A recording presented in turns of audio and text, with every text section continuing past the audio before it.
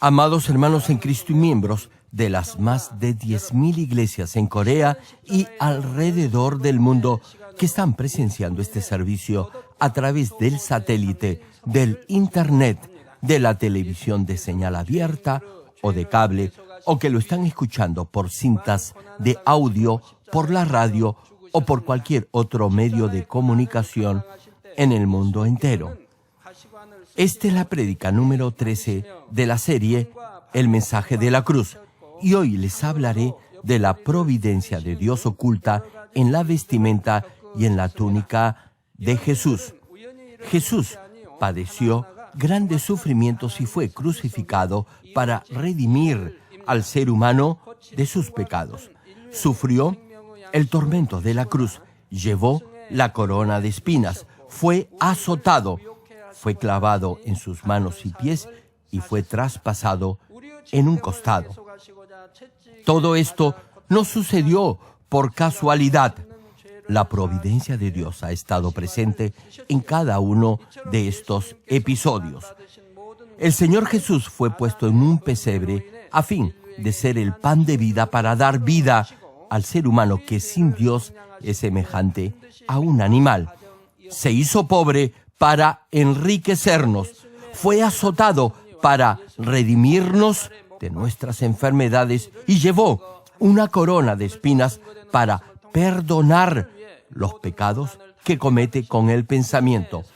Todo este sufrimiento fue necesario para liberarlo de la maldición, producto de la desobediencia de Adán, y redimirlo de sus pecados. Hoy les compartiré la providencia de Dios oculta en las vestiduras del Señor Jesús y por qué fue clavado en sus manos y pies. Espero que, a través de este mensaje, llegue a entender más el inmenso amor del Señor, quien con gozo llevó todos esos sufrimientos por cada uno de nosotros. Oro en el nombre del Señor para que todos lleguen a ser esas perfectas novias del Señor y así puedan consagrar con gozo su vida a Él. Queridos hermanos, Jesús fue brutalmente azotado y le pusieron una corona de espinas de tal manera que todo su cuerpo y rostro se cubrieron de sangre. Luego de eso tuvo que cargar una pesada cruz. Cargó la cruz en la cual lo iban a crucificar y así fue subiendo al Gólgota. Cuando llegó allí, los soldados tomaron sus ropas.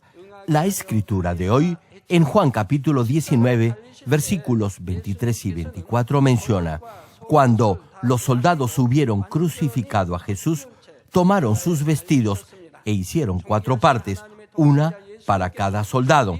Tomaron también su túnica, la cual era sin costura, de un solo tejido, de arriba abajo.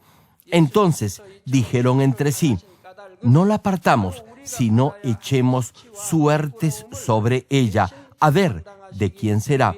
Esto fue para que se cumpliese la escritura que dice: repartieron entre sí mis vestidos y sobre mi ropa echaron suertes. Hermanos, cuando Jesús fue crucificado, le quitaron sus prendas de vestir y su túnica y fue colgado desnudo. El unigénito Hijo del Todopoderoso Dios tuvo que soportar la vergüenza de estar desnudo en frente de aquellos que lo estaban crucificando. La razón por la que Jesús pasó esta vergüenza fue para quitar del hombre toda vergüenza. El Señor soportó todo el desprecio, burla y menosprecio que los pecadores tenían que llevar. Hermano, si un alimento podrido o algo de excremento cae sobre su ropa y huele mal, le pregunto, ¿podría acaso continuar usando esa misma prenda sucia y maloliente? ¡Claro que no! Hasta que no la haya lavado, tendría vergüenza de llevarla puesta. Sin embargo, el pecado es aún más sucio que la basura o la mugre de su ropa. Cuando al principio Adán pecó, al comer del árbol de la ciencia del bien y del mal, se escondió de Dios entre los arbustos. Como había pecado, se sintió avergonzado y trató de esconderse de Dios. Desde entonces, toda la humanidad vivió en pecado. Y con el paso del tiempo, el ser humano se hundió más y más en la perversidad de la maldad. Incluso ahora, cuando alguien peca y hace lo malo, argumenta que como todos lo hacen, es normal hacerlo. La conciencia del hombre se ha endurecido. Además, hoy estamos viviendo los últimos días en un mundo cada vez más pervertido, más que en ningún otro tiempo. Los que han vivido hace 50 años se horrorizan al ver el mundo de hoy. Los pecados que anteriormente eran considerados tan censurables, hoy en día se cometen a plena luz. Y es porque estos hechos tan vergonzosos que antes ni siquiera se podían imaginar prevalecen en el mundo actual. Pero no importa lo malvada que pueda ser esta generación, todos estos pecados serán revelados bajo la luz de la palabra de Dios. Hermanos, si una habitación está a oscuras, no podrá ver si está sucia, pero si está bien iluminada, podrá claramente ver la suciedad que hay en ella. De la misma forma, si refleja su corazón en la palabra de Dios, que es luz, podrá encontrar ese pecado que hay en su interior y que le causa vergüenza confesarlo. Aquellos que viven en el pecado y en la maldad, manchados por la inmundicia de este mundo, estarán muy avergonzados cuando estén frente al trono de Dios. Sus corazones y acciones serán claramente revelados y no podrán levantar la mirada. Sin embargo, Jesús lo redimió de toda vergüenza que causa el pecado, lo libró del menosprecio y de la burla que debía llevar para que todos los que creen en Él no tengan que vivir jamás llevando esta vergüenza. Génesis capítulo 3, versículo 21 cita: «Y Jehová Dios hizo al hombre y a su mujer túnicas de pieles y los vistió». Hermanos, para cubrir la vergüenza de Adán y de Eva, quienes habían sido echados fuera del huerto del Edén debido a sus pecados, Dios les hizo vestimentas de pieles y los vistió. De la misma forma, Jesús vino a este mundo y fue crucificado desnudo en la cruz para redimir a los pecadores de toda vergüenza que causa el haber pecado. Y en Apocalipsis capítulo 3, versículo 18, Jesús aconseja a la iglesia de Laodicea lo siguiente, y cita el pasaje: que compre vestiduras blancas para vestirse y que cubra la vergüenza de su desnudez. Hermano, el Señor está advirtiendo a los que son tibios en su fe que santifiquen su corazón y se preparen para recibir al Señor. Espero que todos ustedes estén agradecidos por el amor del Señor, quien llevó la vergüenza por todos los pecadores. Oro en el nombre del Señor para que así lleguen a la santidad y puedan recibir al Señor sin temor ni vergüenza alguna. Querido público, los soldados tomaron las prendas de vestir de Jesús y las dividieron en 4 partes, una para cada soldado, y también la túnica. La túnica era sin costura, tejida en una sola pieza. Por eso echaron suertes sobre ella y un soldado la tomó. ¿Se ha preguntado alguna vez por qué en ese escenario tan dramático y trágico en el que el Señor estaba siendo crucificado, la Biblia menciona con tanto detalle lo que pasó con sus vestiduras? Tal vez piense que es extraño que la Biblia se refiera tan detalladamente al hecho que los soldados dividieron en 4 piezas las vestimentas de Jesús, que se mencione que su túnica era sin costura y tejida en una sola pieza de arriba abajo y que los soldados echaron suertes por ella. Hermano, la Biblia es la esencia misma de la mente y de los pensamientos de Dios. La pregunta es: ¿por qué este pasaje está registrado tanto en el Antiguo como en el Nuevo Testamento con tanto detalle? Además, la vestimenta de Jesús no era de un material caro ni estaba decorada con joyas. Estaba gastada y manchada con polvo y sangre. Resulta también más que extraño que los soldados romanos dividieran la vestidura y echaran suertes sobre ella. Y algo aún más importante: todo esto fue profetizado en los salmos que habían sido escritos mucho tiempo antes. El Salmo 22, en su versículo 18, menciona: repartieron entre sí mis vestidos y sobre mi ropa echaron suertes. Asimismo, el pasaje de hoy cita: Esto fue para que se cumpliese la escritura que dice: repartieron entre sí mis vestidos y sobre mi ropa echaron suerte. En la prédica de hoy vamos a ver cómo se cumplió esta profecía. La Biblia nos muestra la trascendente providencia de Dios implícita en las vestiduras del Señor Jesús, es decir, da a conocer el devenir de la historia de Israel luego del Señor Jesús. Primero, veamos la providencia de Dios en sus vestiduras. Jesús es el Hijo de Dios y el Rey de Israel, el pueblo de Dios. Sus prendas de vestir representan a la nación de Israel y a su pueblo. Ahora bien, debido a que las vestiduras de Jesús fueron divididas en 4, la forma de la prenda desapareció y solo quedó el material, esto es, la tela. Esto quiere decir que el país de Israel sería destruido y perdería su estatus de nación, exactamente como se hizo con la ropa del Señor Jesús al ser dividida en 4 partes. Al igual que los pedazos de tela que quedaron de la vestimenta del Señor, así solo quedó del pueblo judío el nombre de Israel. Los soldados romanos repartiéndose la ropa representan que Israel sería destruida por el imperio romano.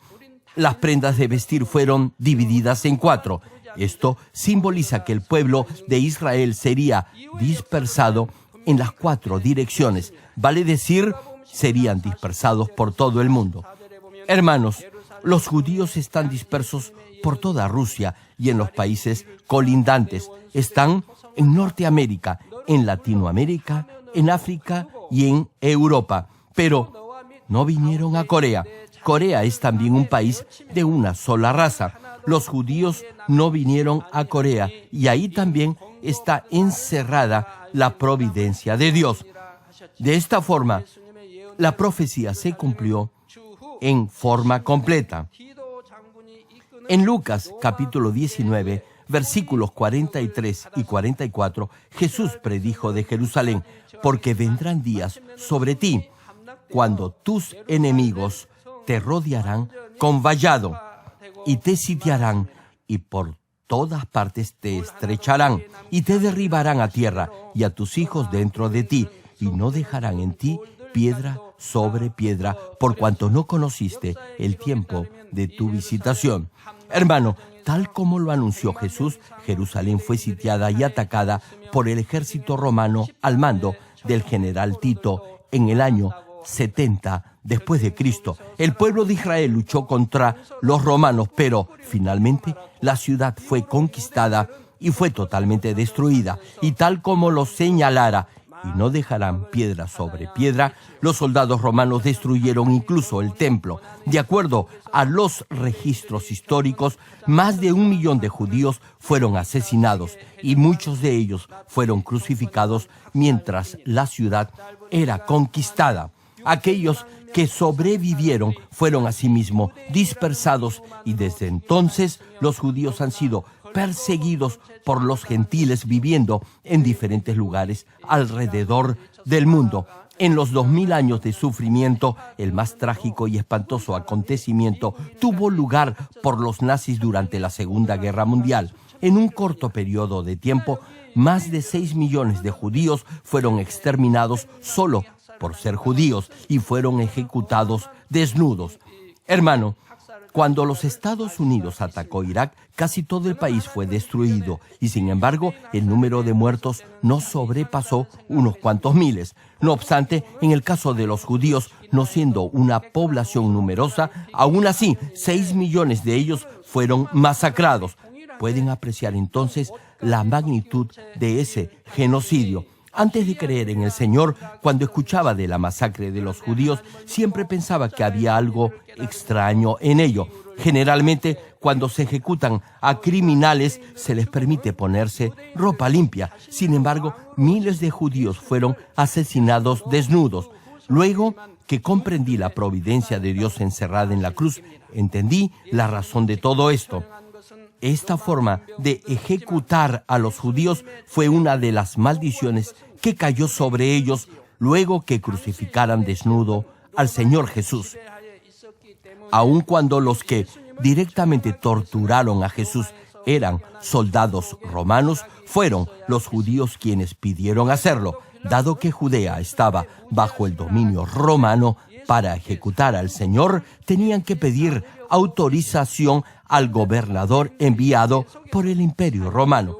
Pilato, el gobernador de Judea, sabía que Jesús era inocente. Por eso no quería sentenciarlo a muerte. No obstante, como los judíos insistían pidiendo la sentencia de muerte, Pilato dijo: «Inocente soy yo de la sangre de este justo», es decir, de Jesús. «Allá vosotros». Pilato dijo: «Inocente soy». La pregunta es, ¿era él realmente inocente? Hermano, Pilato tenía la autoridad para sentenciar o no a muerte, y aún sabiendo que Jesús era inocente, aún así, repito, lo sentenció por la presión de los sacerdotes y de los principales del pueblo judío. Por eso, en primer lugar, la responsabilidad es de los judíos, pero Pilato dijo: «Inocente soy, allá vosotros». Hermanos, Pilato también tuvo una muerte miserable. Si algún día van a Suiza, podrán verlo. Conocerán el lugar donde cuenta la historia. Se suicidó. Como les decía, Pilato quería deslindar su responsabilidad de la muerte de Jesús. Estaba diciendo a los judíos que ellos debían pagar el precio de matar a alguien inocente, a pesar que era él quien ordenaba la sentencia. Sobre esto, Mateo capítulo 27, versículo 25 indica: «Y respondiendo el pueblo, dijo: su sangre sea sobre nosotros y sobre nuestros hijos». Y así como lo dijeron los judíos, su sangre sea sobre nosotros y sobre nuestros hijos, así se produjo una terrible matanza de toda esa generación. Jerusalén fue conquistada por el general romano Tito. Más de 1 millón de judíos murieron, también como lo dijeron, y sobre nuestros hijos, sus descendientes sufrieron el mayor de todos los genocidios conocidos en la historia de la humanidad. Proverbios capítulo 18, versículo 21, menciona: «La muerte y la vida están en poder de la lengua, y el que la ama comerá de sus frutos». Hermanos, la lengua tiene poder para dar vida o muerte. El bienestar o la desgracia dependen de su declaración. Un refrán dice que una palabra vale más que $1.000.000. De acuerdo al poder de su confesión, podrá ser próspero o pobre, podrá ser bendecido o no serlo, podrá tener salud o estar enfermo. Incluso ahora, algunos hermanos, cuando vienen para que ore por ellos, me dicen: «Reverendo, este dolor me está matando». Hermano, si tiene dolor, tan solo diga que tiene dolor. ¿Por qué tiene que decir que ese dolor lo está matando? Solo puede decir que le duele esta o aquella parte del cuerpo. ¿Por qué tiene que decir que se está muriendo de dolor? Por eso el dolor se vuelve más agudo y más fuerte. Siempre debería decir palabras buenas, amables, gratas y de bendición que edifiquen a los demás. Si así lo hace, será bendecido. Pero muchos no lo hacen así. Hermano, por toda palabra de chisme, de mentira, grosera, dicha con mala intención, que pronuncie, la maldición lo seguirá. Le sobrevendrán pruebas en su vida y en su familia. Si llega al nivel del espíritu, en forma natural, hablará solo palabras gentiles y amables. Verá y oirá solo cosas buenas, y no verá ni oirá lo malo. Solo dirá lo que es bueno y edificante para los demás. Así, no pasará por pruebas ni dificultades, y si alguna prueba le sobreviene, será solo para su bendición. Retomando la prédica, aún los judíos recibieron la retribución de lo que declararon. Fueron masacrados desnudos durante la Segunda Guerra Mundial como consecuencia de haber ejecutado desnudo al Señor Jesús. Como ellos mismos lo declararon: su sangre sea sobre nosotros y sobre nuestros hijos. Tuvieron que vivir por mucho tiempo sufriendo grandes persecuciones. En la Biblia podemos ver el precio de la sangre. Cuando Caín mató a su hermano Abel, su sangre clamó a Dios desde la tierra. Hay un precio por la sangre. La historia de los sufrimientos de los judíos fue representada cuando se dividió la vestimenta de Jesús en 4 partes.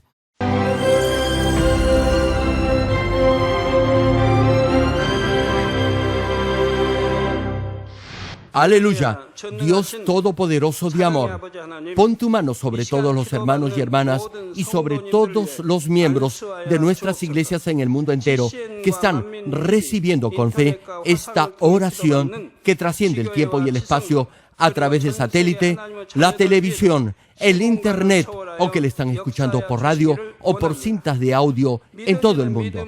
Pon fe en sus corazones para que puedan creer en ti y se despojen de todo pensamiento negativo y toda duda. Líbralos de toda prueba y aflicción. Quema con el fuego del Espíritu Santo de la cabeza a los pies toda parte enferma, incluyendo toda célula, tejido y nervio, todo órgano interno e intestinos. Que la luz de tu Espíritu venga sobre ellos. En el nombre de Jesucristo, ordeno al diablo y a Satanás, a todo tipo de enfermedad, germen y dolencia, fuera. Quema con el fuego del Espíritu Santo toda enfermedad incurable y toda dolencia crónica. Que toda enfermedad contagiosa, resfriado y fiebre desaparezca. Protégelos de cualquier tipo de microbio, virus y bacteria. Sánalos de todo tipo de cáncer, incluyendo cáncer al estómago, al pulmón, al hígado, cáncer de mama, cáncer al útero, al intestino y toda otra enfermedad como el SIDA, leucemia, apoplejía cerebral, presión arterial alta y baja, enfermedades cardiovasculares y pulmonares, diabetes, enfermedades propias de la mujer, enfermedad a la tiroides y toda clase de inflamación. Quema con el fuego del Espíritu Santo toda polio, derrame cerebral, artritis y hernia. Que todo tipo de dolor de espalda, de cabeza y toda clase de neuralgia desaparezca.